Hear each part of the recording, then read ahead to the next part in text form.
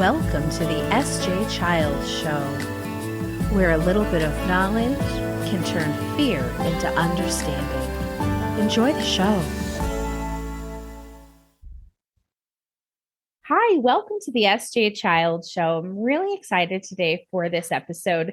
You guys won't know it, but it's a redo of a previous episode. We're going to get the information updated and really find out how we can love and support Amy Nielsen on her wonderful journey. She is an author, an actress. She's probably many more things. She's a mother, wife, of course. And without further ado, thank you so much for being here today, Amy. Thank you so much for having me. I'm really excited to have this conversation with you today. Yeah, definitely. And, we've been able to meet and to get to know one another over the last few years, couple years probably. And it's so nice because you've been at the events that I've had, both of them, in fact. So thank you so much for supporting me on this journey and so much and being a part of it with me. It's so nice to know that we have these friends and community that we can count on and we can connect with and lean into in those times when we need it. And I think it's really important to give back to parents of autistic children, because I think of the people that were there for me early in my journey, and it's an honor and a joy and a privilege to be there for someone else. I love that. It so is. You may have even said this to me. I'm wondering if you were the original sayer of this phrase. But I took it from someone else. I won't take credit for this, but having that 3-tiered process of support. Having that was probably me, because I love that. Mm-hmm. And what she's talking about is that wherever you are in your autism parenting journey, I think it's important to have a friend that has a child a little bit older than yours, so you know what's coming and what to expect, and you can prepare yourself. And I think it's also important to have someone that's at the same place in their journey as you are, because you're going through the same things. And then once you're ready and you've built some knowledge up and you've, figured some things out, then to give back to those that are just now beginning this journey, because it can be very overwhelming and challenging in the beginning when you don't know what to expect for your family, because your family dynamic will change a little bit, and what to expect for your child. Yeah, absolutely. And just so you know, I think it's such wonderful advice that I've been sharing it for the last 2 years now. That's awesome. And I'm so very glad to hear that. Thank you. Thank you for being the original thinker of that. I'm probably not the original, but I say it all the time too. Yeah, maybe we both heard it from someone else. Wouldn't that be great? We're just passing along the great information. And that's what this is about. That's what this, podcasting and everything is about. Being an author, sharing the information that's worked for us. Correct. So tell us a little bit about yourself. Give us an introduction to those who don't know you. Sure. Well, most of my professional life, I was an educator. I taught second grade, and then I moved into the media center, which is a fancy term for librarian. And that was at elementary school. So I did that for about 10 years. And during that time, I also began to run the little morning news show, knew nothing about technology at the time. So that was a learning curve, but I really enjoyed it. Later, I moved to middle school, which a lot of people are like, oh, I could never be at middle school. They are the most fun. I had a blast during my 10 years at middle school teaching television production and running the library. So those became my two passions, reading and technology and making videos and that sort of thing. So I left teaching, and I have 4 kids. The oldest 3 are adults, and then my youngest is 7. So when he was born, I left teaching, and for the first time, I was able to be a stay-at-home parent, which was something I'd always wanted to be able to do. And it turns out it was a blessing, because at 18 months, I noticed those beginning signs of regressive autism.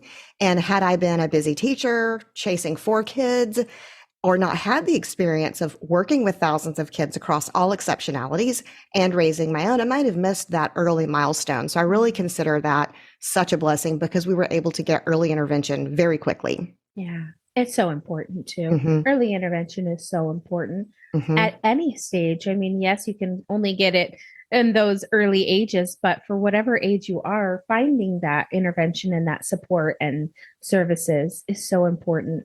Mhm. There was a thing I saw the other day, and it was talking about labels, and it said, do you want your child to have the labels from today, autism, ADHD, things like that? I know that it's a problem. A lot of people don't like that word and think that's very uncomfortable.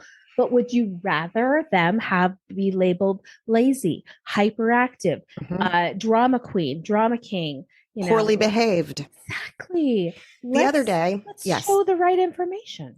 So this is where I am now on this journey and with my child. And I'll go back to how the beginning, which is about this book here. I wasn't always this confident as an autism mom, but we were at the pool the other day. Barkley is for the first time in public school. He's in second grade. And when I introduced him to the class, we introduced him as Barkley's autistic. And the teacher read Goldilocks and did discussion questions with the class. And they were very excited they were getting an autistic kid. Like they were Oh. super excited. And she paired him with one little girl that became like his little, caregiver in class. And she did it so well that the teacher had to end up giving Barkley a different caregiver because she was doing everything for him. But she Oh. tells everyone that he is her best friend. So we met them at the pool. There's a community pool in our neighborhood. And we had been there for a while. And her mom and I were chatting. The kids were playing in the pool. And Barkley was done. He has a shelf life. And fortunately, Mm. he now can self advocate and he knows when that shelf life is up. So he and the little girl were playing. He says, I'm done with you. I'm leaving. And so I didn't know what had gone on between them. All I know is she gets out of the pool and runs to her mom and starts crying. Hmm. And I'm like, Janai, what's wrong? And she said, Barkley said he's done with me. And I said, sweetie, he doesn't mean he's done with you. That's just the way he said it. He's done with the pool. I said, he has autism and sometimes he doesn't know how to choose words that might hurt. He doesn't understand that sometimes words might hurt other people's feelings. Sure. We're working on that. And then I had Barkley come over. I said, Barkley, I want you to remind Janaya that you're autistic and that you didn't know that those words would hurt her feelings, and thus explain to her what you really meant. And so he sat down. Hi, Janaya. You know I have autism. Sometimes my words don't come out the right way. What I really meant was I'm just ready to go home. And so it was a beautiful learning experience for everyone. And I want Barkley to be able to explain to his friends if he says something that's hurtful or that they perceive as hurtful. And I want them to understand, because once you have that common ground, then the misunderstandings kind of go away and you embrace the differences. And hopefully she gets to the point where if he says, I'm done with you, she's like, cool, bro, see ya, Yeah. Yeah. I love that. Well, a little quote I love to say that we made up is that a little bit of knowledge turns fear into understanding. Oh, And I that's love that. exactly what happened in this Hmm. moment. Yep. Yeah. I'll be taking that phrase with me. Coin SJ Childs as the I love it. owner of that one. Hmm. Really, Dustin, I would have to give my husband a little credit on that too. He's always been behind the scenes with me, making things happen and things like that. So it's really fantastic. So tell us a little bit about how that journey progressed into you becoming an author. Sure. So, as I said, at 18 months, I saw signs of regressive autism, and I didn't know what that was at the time. It was he lost all form of language. And I turned to your friend, Rachel Coleman, and began using baby signing time. She was a great resource for me. I reached out to her personally, and she provided so much support. And it really surprised me that she was willing to talk with me. So, thank you. Shout out to Rachel. Yay. And so we began using sign language, and that was his major form of communication for 4 years before he really began to speak. And now he'll talk your ear off as long as you're interested in talking about sinking cruise ships or dinosaurs. But at about 3 years old, he had just received, at 18 months, he was diagnosed with, with apraxia, Mm. at 2.5, ADHD, and at 3, ASD. That was Okay. quite a year, you know. Yeah. And so I was having a conversation with several of my friends who all had neurotypical children the same age. And they were talking about where their kids were going to go to preschool. So one was going to go to a Montessori preschool, one to a Spanish immersion preschool, one to a STEM preschool. And I'm like, this sounds more like college than preschool. And it was at that moment I realized the path for my child. He would not be going to Montessori preschool. He would not be going to STEM preschool. Matter of fact, he had just gotten kicked out of preschool. Hmm.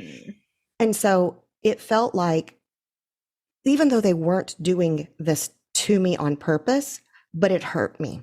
Yeah. And I took a step back and I said, I love you ladies so much. We had all been friends since we were pregnant on the same journey with our youngest children. And I said, I need a break. I don't think that I have the headspace right now to have friends that have children the same age as Barkley that are neurotypical.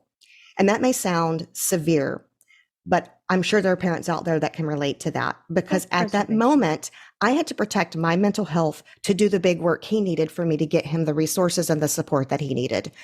So when I did that and sent them a letter, they were hurt and shocked, but supportive. And they're like, well, we're here when you're ready. And my husband's like, these are like your best friends. What is going on? And so when he reacted that way, I knew that I needed some help. So I went to therapy and I searched until I found a therapist that had experience working with parents of not neurotypical children and neurodiverse children. And I walk in and I say, I'm not here to lie on your couch and cry about my childhood. This is my issue. Help me fix it. And she did. And this is the book that came out of that process. And what the work that she and I did together, and I say it works because when you go with the therapist, it has to be a collaboration. If you're not willing to share with what's going on and take their advice, it's not going to work. And you also have to find the right person. So she told me that you need a support system, and you had one and you just cut it off. And I'm like, you're right. Because I could go to those ladies with anything and they may not be able to give me suggestions, but they could be an ear. And so what we did is we worked on coming up with a way to systematically build a support system. Step 1, step 2, step 3. And it's also in tiers. And the first tier is yourself, because you are the foundation of everything that's related to your life. So you got to make sure you're healthy, you're happy, you're emotionally strong. And that's what therapy sometimes people need. And then the second layer of that support system is your home. And do you have systems in place and routines to where things can run as smoothly as possible? And then I may get these tiers out of order. And then there's your family, because those are the first people that you lean on. And some people may say, well, my family's not here, or my parents don't have the means to be able to look after my child, but they are available for a phone call. And you can lean on them that way. Then we look to friends within the special needs community or the exceptional needs community, because those are the people that know what you're going through and can give you that advice. Then friends outside the exceptional needs community. And then the professionals that support you are part of your support system, the professionals that support your child. If I have an issue, the first thing I do is I go to Barkley's behavior therapist and I say, hey, we're getting a dog next week. We've never had a puppy. Can you help? And they come up with all of the different strategies. And then lastly, nonprofit and volunteer organizations. There are so many nonprofit and volunteer organizations out there that want nothing more than to help families like mine at little to no charge. So I walk families through, it's kind of a workbook style, and how to analyze each of those areas of your village and then actionable steps to take to improve them. It's fantastic, and real value and substance for families to take, not just ideas and things, but a real plan to follow, which is so important, especially when you feel lost and confused and not sure what step to take next. Like, this is a formula that can help you develop a stronger sense of self, which will then help you be a better advocate for yourself, your child, helping your child become a better advocate. Just runs down the line. So true. Yeah, that's Thank you. Now, my previous publisher for both of these books, unfortunately, they went out of business after 30 years. It was very sad because they were a niche publisher and they only published books about autism, but the pandemic hit a lot of small businesses. So they went out of business, but my current publisher is republishing both of them. I think Goldilocks we're trying to get out in April for Autism Awareness Month, and then It Takes a Village probably will be in May. So you can find that information on Wild Ink Publishing's website. We'll share that all at the end too. Absolutely. No, that's wonderful. I'm glad that you said that because, Yeah, that's too bad. You had told me about them, like I said, what this was a year I ago or know. more, Yes. and I had sent them stuff too, and they never reached back out. Now I know why. Now you know why. Not in business anymore. That's too bad. But that stuff happens. Now, tell Hmm. us about the journey. Once you got the Goldilocks book out, and kind of how that went, and tell us a little bit more about that book. Sure. That's all about, I think, knowledge too. So we were taking a trip. My husband is from Vancouver and well, now we're in Tampa Bay area, but we were in Orlando at the time. So we were going to Vancouver to visit family for the holidays. And I was looking for resources to educate my nephews specifically about autism, not just a book that featured an autistic character, but a book that was an educational tool that taught the complexities of autism in a way that is easily digestible for children. And so I was looking for books, and all of a sudden I was 4 a.m. I wake up and I'm like, oh my gosh, Goldilocks is autistic. She's eloped from her home. She doesn't understand social norms. She's walked into someone's house without permission. She has sensory sensitivities to temperature, texture, taste. And so this idea just exploded. And so I gave her multiple other autism characteristics. And then I also included a glossary of terms. So, I mean, we define interoceptive awareness, we define echolalia, we define eloping. And then there's discussion questions to do with children, with a classroom, or with, a peer or Yeah. a sibling, about, if you notice your autistic friend speaking in echolalia, what should you do? Join along, ignore it because it doesn't really matter. Tell them what they could say instead. So it just gives I suggestions. Then it love has a that. place for kids to come up with their own ideas. So I was very grateful that Barclay's teacher was able to read this story to his class to introduce him before he arrived on scene and all of his big, bold, loud personality. And they understood. They had that, very descriptive definition. And even though ASD is different for every child, there are characteristics and traits that most all children on the spectrum will have to some degree. So that's the Yeah. backstory on that. Oh, I love that. And that's so great. And these are such great books. One for more for adults, one more for Hmm. children, but really wrapping up the importance of educating. And I was just saying on a podcast just the other day that I was on, you know, autism is so prevalent in our society. Hmm. And it's not going to be a choice whether or not people decide they're going to be okay being aware or Hmm. accommodating. It's going to be in your face and you're going to have to make some changes. So Hmm. start now, start making those changes in your own mind, in your children's mind. If you're a teacher, start talking to your students about it. Find ways that you can bring these conversations into everyday things because I love that I was I can't even remember who the conversation was with, but they were like, why are we always talking about normalizing? This has been our culture and our society that all along we've always been Correct. diverse. Hmm. Like, come on, what's the problem? Yeah. Like look at it for what it is. Just like we've always had different colors of skin and different Yes. ethnicities. Neurodiversity has been around since the beginning of human population. It's Exactly. just a lot of those times our neurodiverse individuals weren't put in public. They weren't Yeah. working in jobs. They weren't in public school. And so now there's like this exodus of, Yeah. they are coming out. So get ready. And even for myself, I was very hesitant to put my son in public school. And so he went to an autism charter school first. Well, we homeschooled for kindergarten and then an autism charter school, which was wonderful. And I loved it. But the thing that I've noticed with him, and he did great, and I love him to have ASD friends. He has another little friend that joined that's autistic, and I love that he has that friend. Yeah. But I also love that he has peers to model things that he doesn't know how to do. Mm. And so without that peer modeling, he would miss some opportunities for growth. So the teacher tells me that when he's at home, he's a different individual. But at school, he follows what his peers do. If his peers go get their headphones, he goes and gets his headphones. Cafeteria, all the things.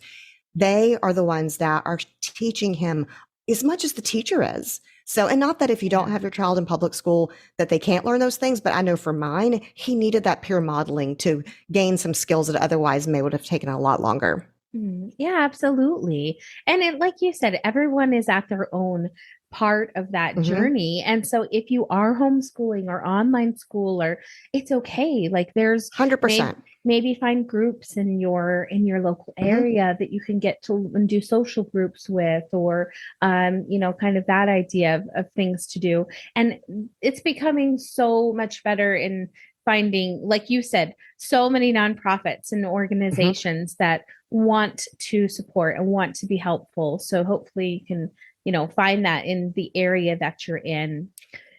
And one thing that talking about all the different options for education. I mean, obviously, we didn't go straight to public school. I didn't feel he was ready for that. We did the homeschooling first with support of a behavior analyst.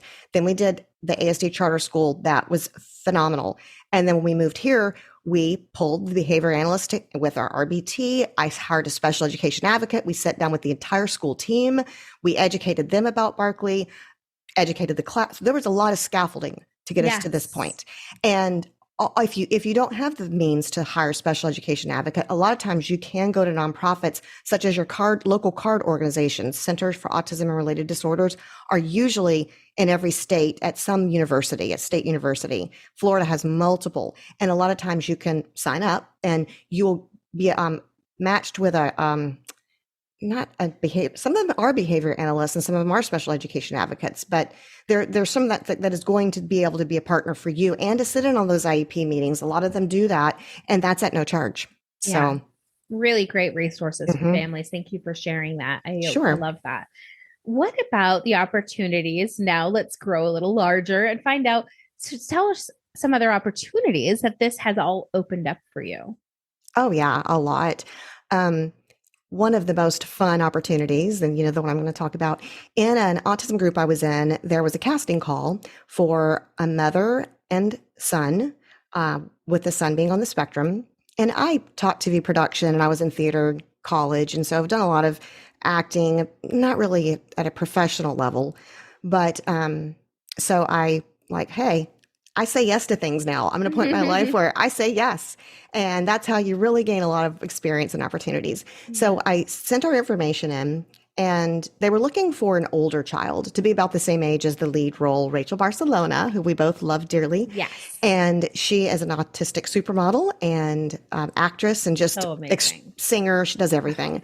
So she was cast as the lead, and the film is called Mandy's Voice, and it's about nonverbal autism, and the lead actress is Karen Silas. So they were looking for side characters. And so I met with the director, Roxana Lewis, and I think you've I'll connected be with talking to her. her. Yeah. Oh, great. We're going to She's be talking in the next few weeks. wonderful. Yeah. Yes. So we met via Zoom, and we hit it off great. She did say that we are looking for someone a little older that actually can have maybe some speaking roles or understand how to take directions. And Barkley was 5 at the time, 6. And so after the call, I didn't think anything of it. I'm like, we're not really who they're looking for. But about 6 months later, she calls me and she goes, "Do you remember me?" And I'm like, "Yeah." And she goes, "Do you want it?" And I said, "Sure." So we did months of rehearsals via Zoom. And my role is which is funny because it's exactly what I do in real life, is I bring a resource to my struggling friend to help her daughter communicate, because it's a resource that I'm using with my own child. And she's not very open to it at first because she thinks would be a crutch for her daughter, that she needs to learn to talk. And I'm only in one scene, and Barkley's only in one scene, but it is a short film. But it was a wonderful experience, and I believe Yeah.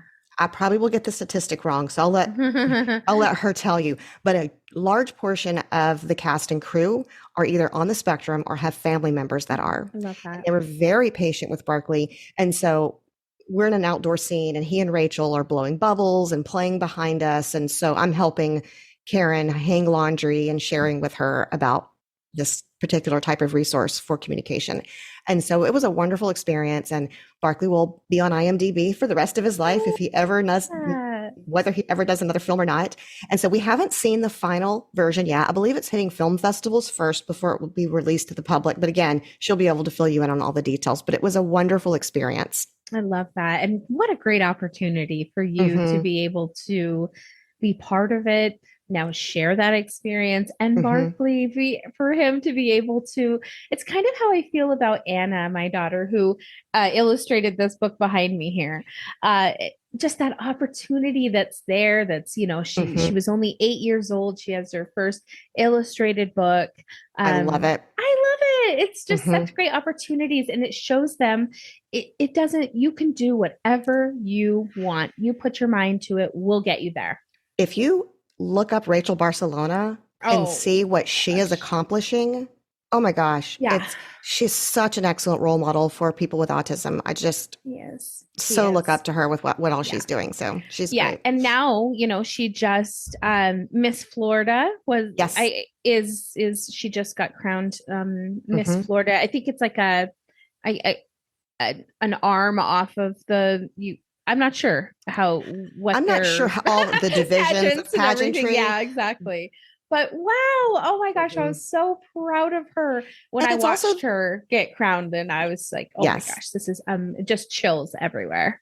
100%. And it's Yeah. also the opportunity to network and meet people and Yeah. build community, within the autism world or the neurodiverse world or whatever, you want to call it. It's just making those connections because you never know who someone might know someone else. And, that's one of the other opportunities, I guess, that I would say is I also am a writer for the Autism Helper. So that's an honor. I get to do that as a blogger. I have my own blog, Big Abilities, and I also have just recently launched a caregiver coaching program where it's 4 modules, and I've been working on it for a long time and beta testing it with families. But it's 4 modules. The first module is positive behavior strategies, where we take traditional parenting and toss it out the window where it belongs Amen. because that doesn't work. Nope. And we talk about positive behavior strategies. And by the end of that one, it's a one-to-one session. By the end of that session, families have actionable positive behavior strategies they can implement immediately. Because I think that's the first thing parents need help with is Mhm. I need to get behavior barriers are preventing our family from experiencing as much joy as we could. So we want to reduce behavior barriers, and positive behavior strategies is how to do it. And then the second is on routines and structures, kind of how your family is organized. How is our evening routine working? How is our morning routine working? Because those tend to be stressful times for families. So Mhm. I help them develop routines, look at what's important and what's not. I Doesn't love matter. that. Doesn't matter really if your child wants to eat with their feet in their crisscross in their chair. No. I sit like that half the time. Yes, I But love it. sometimes parents really hone in on things that become a problem, Mhm. exacerbate an issue. So we talk about what's the goal. If the goal at mealtime is to eat and consume calories, does it matter where the child's eating? Right. Does it matter how they're? So we kind of go through all of that. And then the third is on making things like visual schedules Mm. and um, binders, education binders. Just we kind of hone in on what types of visuals would make your family life run a little bit easier. Like in our home, we have visuals everywhere. And how to wash your hands, how to make your Yeah. bed. And it helps because Yeah. kids forget. They Right. forget those 7 steps. It may seem to us as an adult that it's easy, but my son has chores. And so we write down the step of each chore, step by step. Because if we say time to take out the garbage, what does that mean? Where do I go to get a bag? Mhm. So all of these things. And it's funny, the last step for all of his chores, because typically they involve like garbage or feeding the dog or whatever, is to Yeah. wash your hands. So he's come up with a way around that where now he wears gloves. Oh, And I'm like, I'm going to allow that because that's creative and you problem solved. So, absolutely. yeah. So that's what Absolutely. we do in Love that. module 3. And then the last module is basically this book. And so if sometimes parents don't want something else piled on their plate, I don't have the emotional bandwidth to read a book. Please just tell me what I need to know. So that's the caregiver coaching. Yeah, that's fantastic. Well, and we'll have links to all of that so that you guys can go and check that out and get the support you need. And so, one more thing I think we have on our plate we're going to talk about. That's your new podcast. Tell us about that, you Miss Project Lady. I think I'd work more now than when I actually was teaching. Was a But full-time worker, right? yes, and I loved teaching, don't get me wrong, But now I'm doing everything on my terms, which I love. And I'm Yes. really able to help families without red tape in my way, which hats off to all teachers because it is a tough job and we do appreciate you so Yeah, much. so much. So, in addition to my neurodiverse platform is Big Abilities, and you can just search that and you'll find me. But I also spent so many years across the aisle checking out books to young adults that I always wanted to write one of my own. And so I worked for years and years and years on it. And that is called Worth It. And it comes out in May of 2024. And it's a little bit it's a fictionalized version of kind of a time in my life where I was growing up in poverty and that experience. And then that led into teen pregnancy. And so, how did this particular character survive those challenges and then triumph Mhm. over them regardless? So, that's that story. And it is coming out with Wild Ink Publishing, the publisher that's republishing my autism books. I'm so grateful to her for doing that. And so, Nice. yeah. So I also launched a media company that I make book trailers for authors that, want another marketing tool for their books. So if anybody listening is interested in that, that's also something that I do. I just finished one yesterday for a debut author in June and just had so much fun making it. I That's just so love it great. so I love much. that too. Yeah. And the podcast is for authors. So if a lot of people that have children with autism or neurodiverse, you have stories to tell. You have Mm. stories that could help reach other people. Yeah. You could fictionalize them. You could write memoir. And probably a lot of people out there have thought about it. So our podcast, it's with myself and my critique partner, Dana Hawkins, is going to give you the tools to be a good writer and to score a publishing deal. And we will talk about self-publishing also, but mostly our goal is to help our authors to land traditional publishing deals with small presses or landing literary agents, whichever path, and about the craft of writing. And so Mm. the first episode is up, and that's called Author-ish. That's Author, and then in parentheses, ISH. Like But it. all of that stuff. So I've got these two different domains, Big Abilities, but everything else can be found at www.amynielsenauthor. That's AMYNIELSEN author.com. Wonderful. Thank you so, so much. I'm so glad that we got to, redo. I mean, no, like I said, Yeah. it's only we know that, but yeah, And, everybody else knows too. No, but that's okay.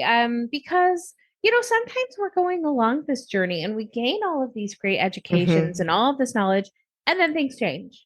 Things correct. change, and we have to be flexible in the luckily lifestyles that we have. We've learned Mhm. how flexibility is our most important friend. 100%. And so here we are, being flexible with the information, giving, updated information. Mhm. And that's okay. When I look back at my children's books, that I wrote nearly 10 years ago, I know that there is some information that I have learned since then, probably needs to be updated, and that's okay. Like, I can definitely take time to do that in the future. But the books are written in the time and the knowledge that I had then, Of and course, we're we all on a journey of yeah, learning. yeah. When I first published Goldilocks, it was only 2 years ago. And I learned so much about writing, the craft of writing through revising my young adult 80,000 word novel, that it was actually kind of a blessing that the publisher went out of business and Abby picked it up over at Wild Ink because there were a couple of not grammar, but craft errors that I had learned. I'm like, how did that adverb get in there? And I learned that, and so I was able to revise a couple of things because, yeah. And in 2 years, guess what? We're going to all be in a different place. We're going to have learned more things. Right. So, Absolutely. And that's okay. Don't beat yourself mhm. up. Don't like give yourself a hard time about, not having all of the latest information. So that's Well, not and the what, yeah. And another thing that I want to share, and I truly believe this, oh, I want listeners to truly believe this, is that if you don't have that person in your support system, I'm not that busy right now. I think I will get busy later, but I would love to be a sounding board for anyone that needs it, that needs a coaching call, that needs, a pep talk. Feel free to reach out to me on social media or via my websites. I'd be happy to speak to anybody.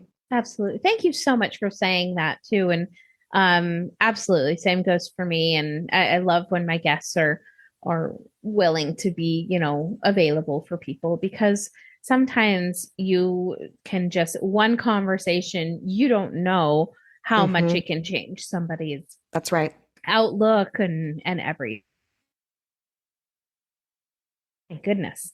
Well, it's been so great to have you back on and catch up with Thank you. you. I'm really excited for things to come for you and look forward to, helping promote anything you need. Just send it to me and I'll save, share it all over the Thank place. you. So And same for you. absolutely. Thank you. Same for Yeah. you. Got some things coming up, so that'll be exciting. And maybe even come down and visit me when I'm in Florida so I can give you a hug. Okay, well, it's been so great to see you today. Thank you so much for your time. Thank you so much. Yeah, I'll have all of those links down in the description so you'll know where to find Goldilocks. It Takes a Village, about the other courses and the podcast. So all the information will be down below. Thank you so much for being here today, and we'll definitely be in touch. Thank you. Have a great rest of your day.